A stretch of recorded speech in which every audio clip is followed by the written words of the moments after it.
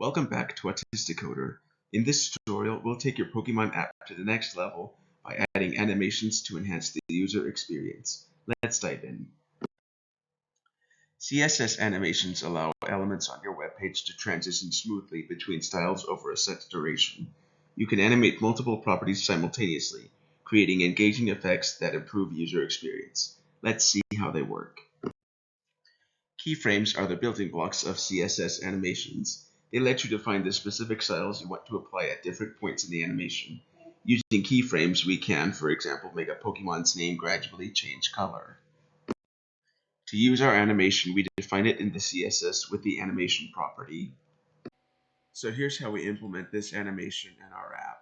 In the Pokemon.css file, we define a rule set for the class name Pokemon name, giving it this animation property and giving it this animation property and this color. This is fire red. And then down here we define our keyframes rule. And then once those changes are saved, we go to our main page.js and we add this class name to the Pokemon name field. After all changes are saved and you load the app into your browser, refreshing the window if necessary, the main page should now have our animation.